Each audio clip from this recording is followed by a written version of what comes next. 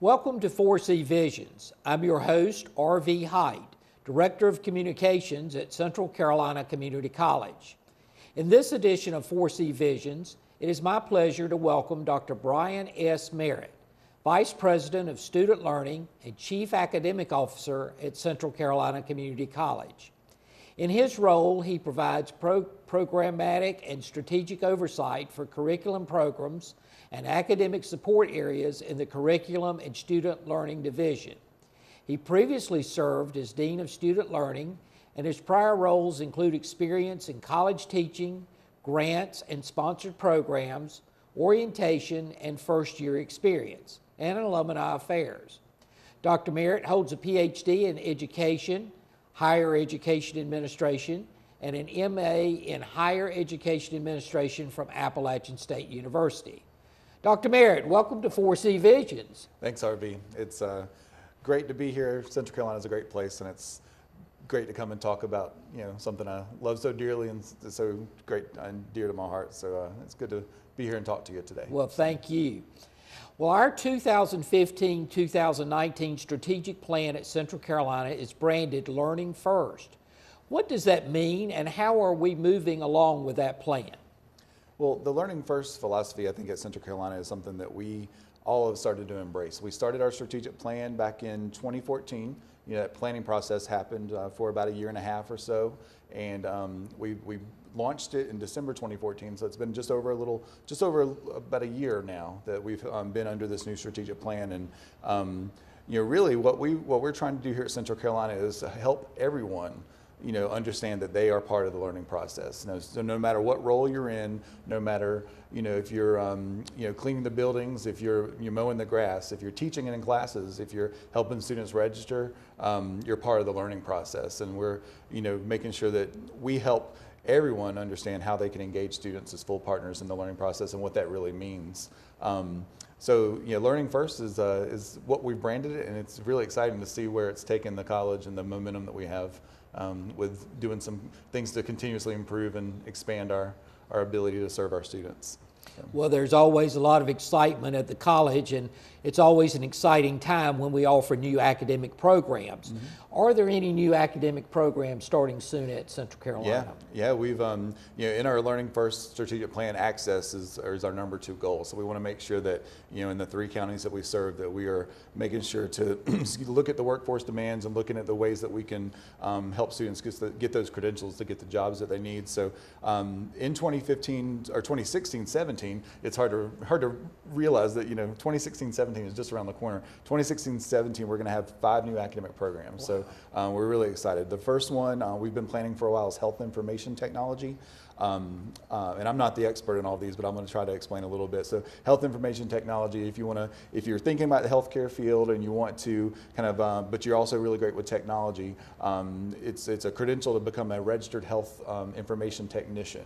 So work in hospitals as coders in insurance companies, and there's really, when we did a survey of the healthcare and medical facilities in our 3 counties, HIT was the number one credential that employers were saying that they needed. So we've hired a great new program director, Denise Martin, and she's on board, and HIT is going to be a totally online program. There will be some seated components in Harnett County, possibly during the evenings, but it's exciting to see it coming. So we've got a great new faculty on board and a new faculty member coming on board here pretty soon. But yeah, contact Denise if anyone wants to register for that. We also have Health and Fitness Science, which is a brand new program. It's going to be based here in the Lee campus. We are looking at that. Carl Bryan's going to be leading that program. Students who are interested in being personal trainers or coaches or working at things like YMCA's and other places, it's going to be based here at our Classroom Fitness Center, and we've already started ordering some great new cardio equipment and different things to outfit that new program, and we're excited to see it going. Associate in Engineering, it's kind of a repackaged university transfer program.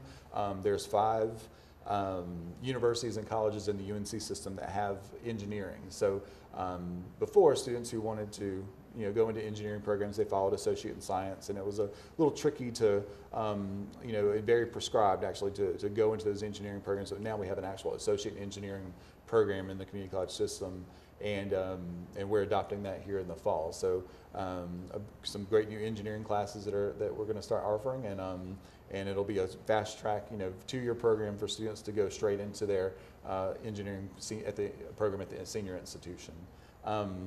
There's so many of them. I'm trying to remember what the other two are.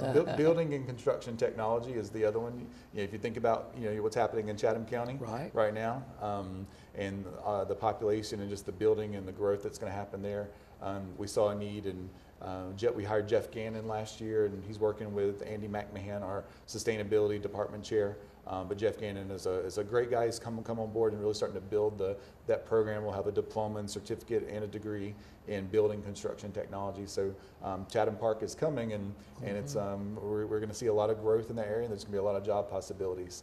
And last but not least, I think we're planning to launch this spring 2017, and I'm hoping that it's going to happen.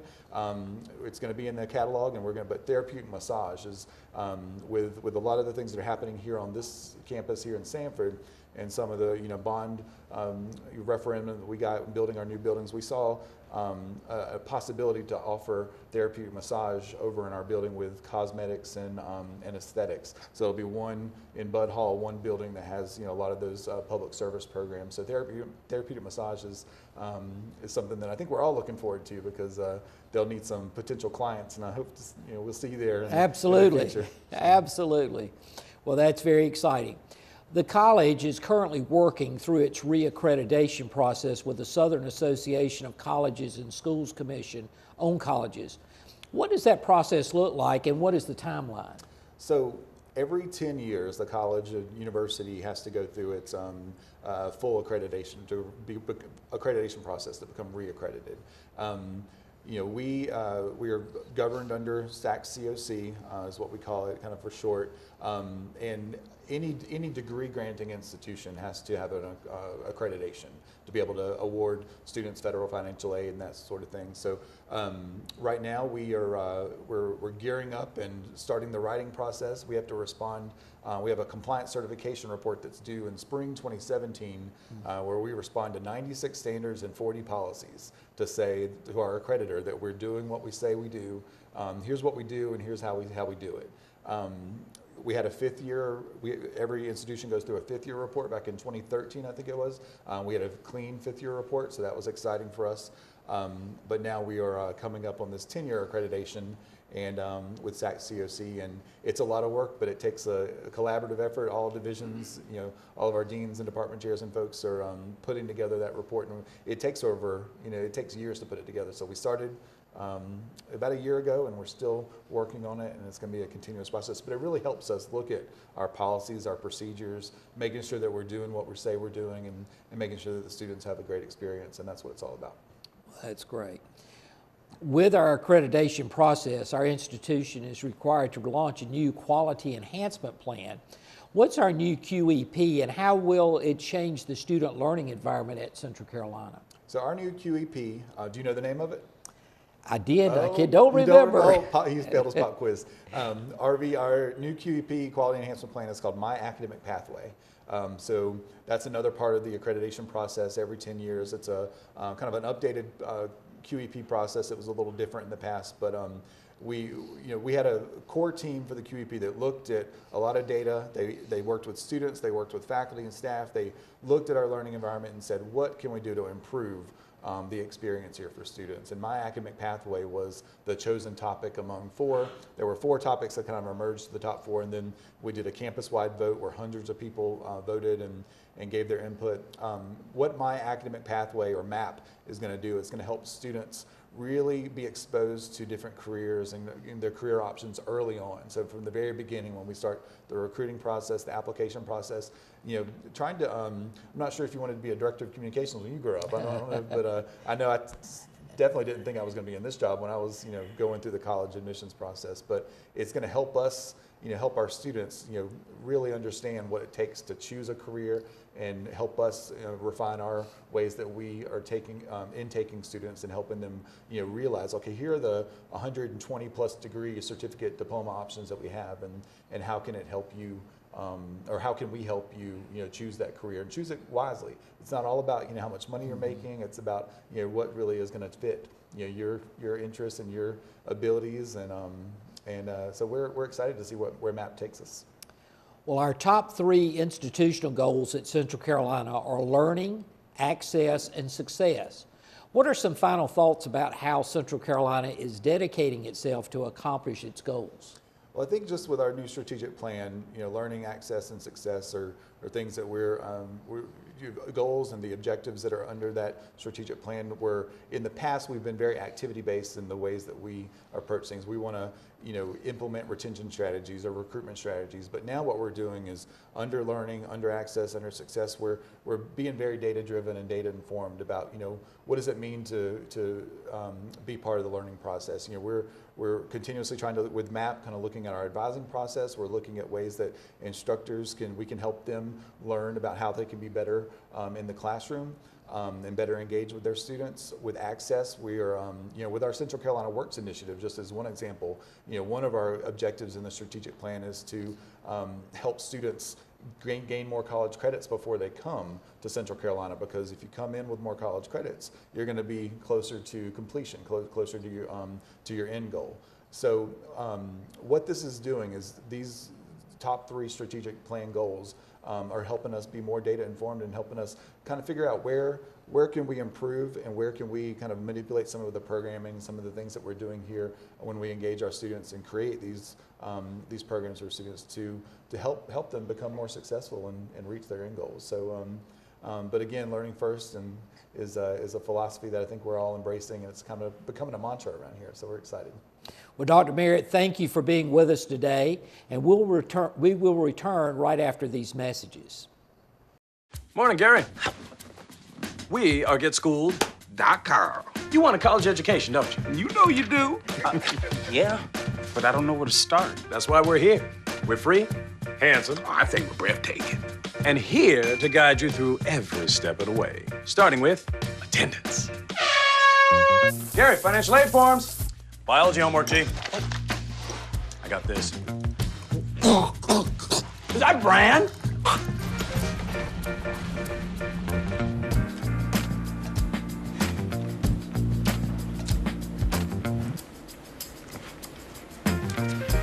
Colleges love extracurricular activities.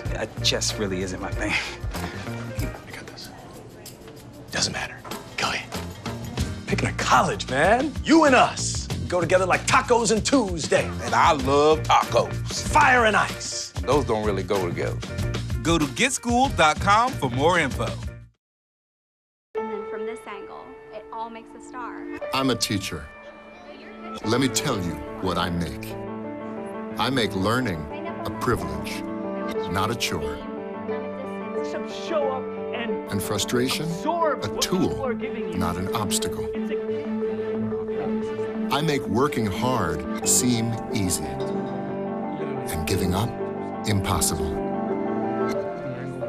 And then we're gonna turn the lights and everybody look up. I make an old subject feel like a fresh thought. Finally won. What's your reaction? Yeah. Yeah, exactly. And unconventional methods Okay, what else? common. This is their world. There's nothing. And then they die. Go ahead, go, go, go. I'm a teacher. I make more.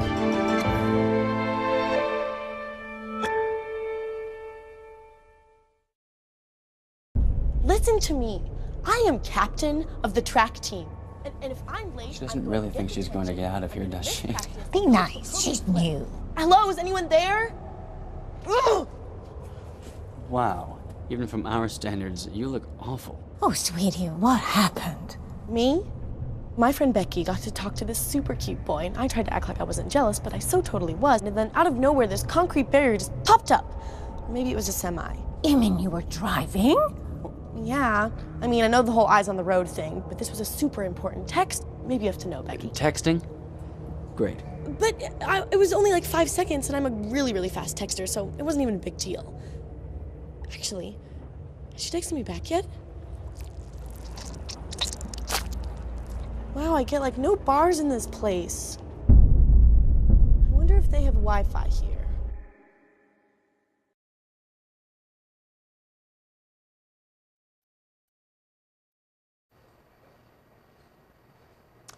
Welcome back to 4C Visions.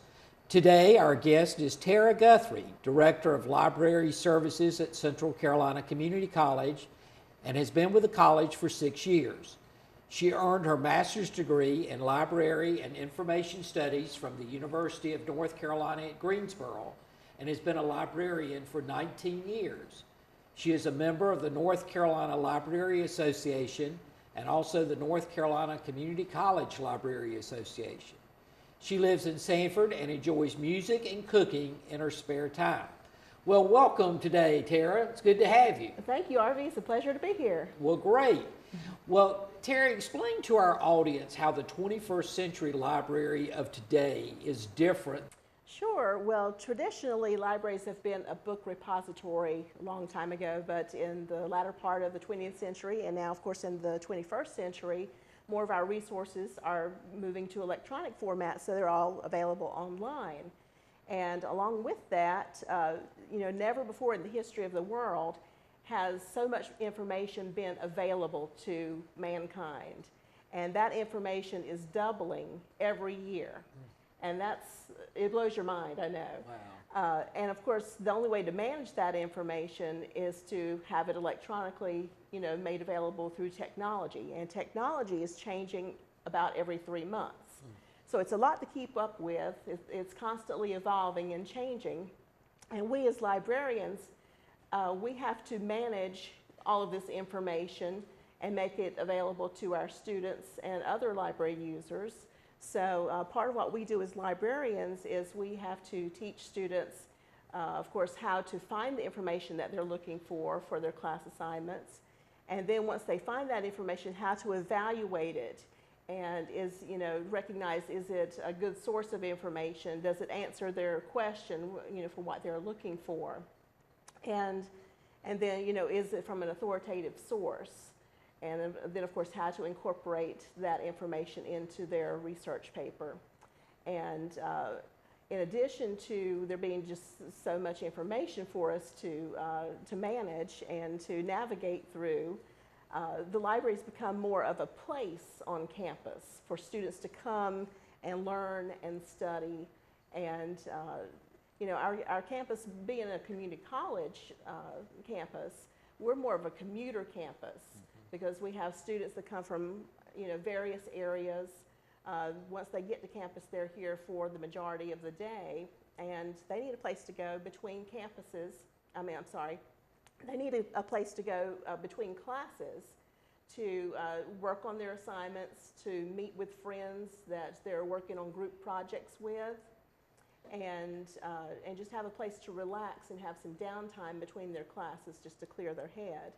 And so the libraries has become that place for them to come, to do those types of activities, as well as to learn, how to navigate through all of the resources we have available. And of course, we teach library classes, which we coordinate with the instructors, so that our instruction is geared towards a particular assignment that they may be having in their class. And so we have to have learning spaces, for classes. We have to have learning spaces for these groups that need to work together on assignments. And then, of course, we have students that want to work individually or just study on their own. So the library space, has to accommodate all of these types of studying and learning situations, as well as different sizes of groups of students. So even though we don't need as much space for books as we used to have because so much is online now, we still have to have the physical space for all these other learning and studying activities. And the library is also supporting the online classes that's offered through the distance learning. And we do that through providing online tutorials that's available on our webpage. These are created by our librarians, and they will show students how to search our library catalog, how to search our databases to find articles that they're looking for.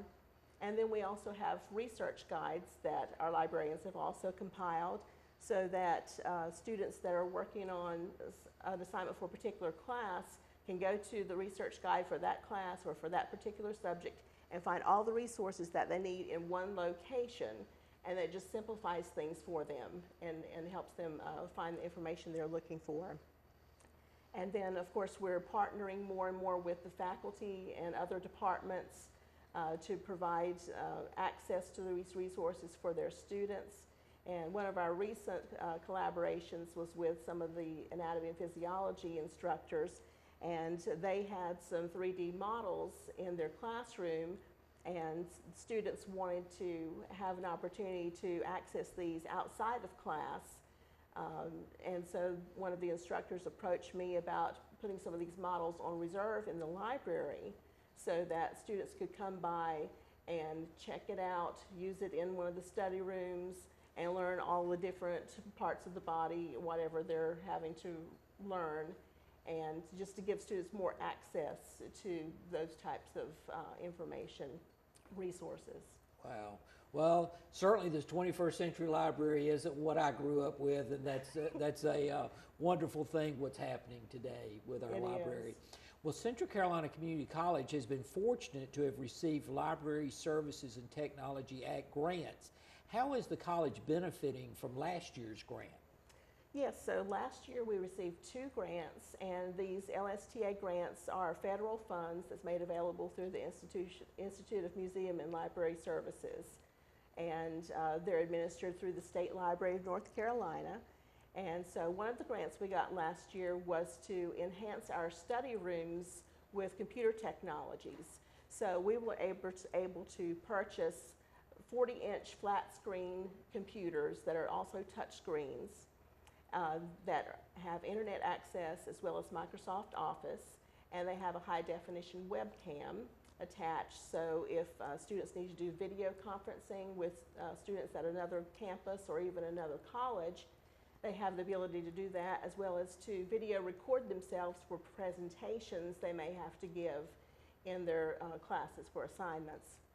And then all the study rooms also have a large dry erase whiteboard for collaboration and brainstorming, that sort of thing. So the students can reserve the study rooms online through our website, and they stay booked constantly. In fact, we've had to start a waiting list sometimes when all the rooms are full and we have students waiting to get into the study rooms. But since we put the new technologies in the study rooms, our usage of these study rooms has increased by 353%. Wow. So they're definitely a very popular space on campus to be, to work on group assignments. And then the other grant that we got was a planning grant. And for this grant, we hired a consultant to come in and to evaluate our library space here at the main campus and also at our Lillington campus. Because these buildings are older and we've been in them a long time, and the college has grown significantly over the years. And of course, library use has changed over the years, as we've already discussed. So we looked at how libraries are being used today in other academic settings, such as other universities and community colleges. And we also surveyed students and faculty, and we got some input through some focus groups on what they wanted to see in changes for the library and the library space. So essentially, we're providing a lot of the services that the colleges and other university libraries are already providing, just on a smaller scale, but we really need more space for more computers, more study rooms, larger study rooms that can accommodate larger study groups, and things of that nature. Well, the college received another LSTA grant for this year. How is that grant being put into use by the college? Right, so the grant that we received this year was for our Lillington campus. The library there does not have, up until this point, has not had a computer lab for teaching library instruction classes. The instructor or the librarian has had to go into the classroom to teach those classes. And it can be kind of iffy with trying to use laptops or netbooks, and if the Wi-Fi is spotty, then it can be very frustrating to teach a class. So with this grant, we have been able to set up a computer lab with 20 computers and an instructor's computer, so that we can teach library classes in the library. And then this lab will also serve as an open computer lab for students whenever they need to work on assignments between classes. And then the other portion of the grant is supporting our students at the Harnett Health Sciences Center. Previously, before the Health Sciences Center opened, all of the students that are now there used to be in the Etheridge building with the library. So they were constantly coming in and using the library and doing a lot of printing. And when they moved into the Health Sciences Center, our printing receipts dropped by half. And we knew that there was a need for library access to the students there, but until we did the focus groups with the planning grant, we didn't know how dire that need was. So we included in our grant for this year getting 6 computers to put in the Health Sciences Center study suite on the 2nd floor, so that our nursing and allied health students now have access to library resources online in the study suite there. Well, in the short time we have left, I wanted to talk about the rich history of Central Carolina Community College. How is the college library working toward archiving that history? Right, so we have a lot of materials that have been stored in the library for many years, and until a couple of years ago, no one has had the chance to organize those so that they can be made accessible for other people to use them. Now, a few years ago when we celebrated the college's 50-year anniversary, we digitized some of our yearbooks for the college in partnership with the North Carolina Digital Heritage Center at UNC Chapel Hill. So those are now online, and we have yearbooks from 1967 through 1985, as well as some vet med departmental yearbooks that are available. You can find those on our website and browse through those on your own now. And we're currently working on organizing about over 15,000 photographs throughout the history of the college from the 70s up to the present. And it's taken some time to get those organized, and they're still being processed and cataloged, and hopefully in the fall we will be able to send those to the Digital Heritage Center and have those digitized and made available online as well. Well, that's really exciting. Well, we look forward to it, and obviously you can go online to look for the library under www.cccc.edu. Thank you. We appreciate your service to Central Carolina Community College, and we thank all of our viewers for being with us today on 4C Visions.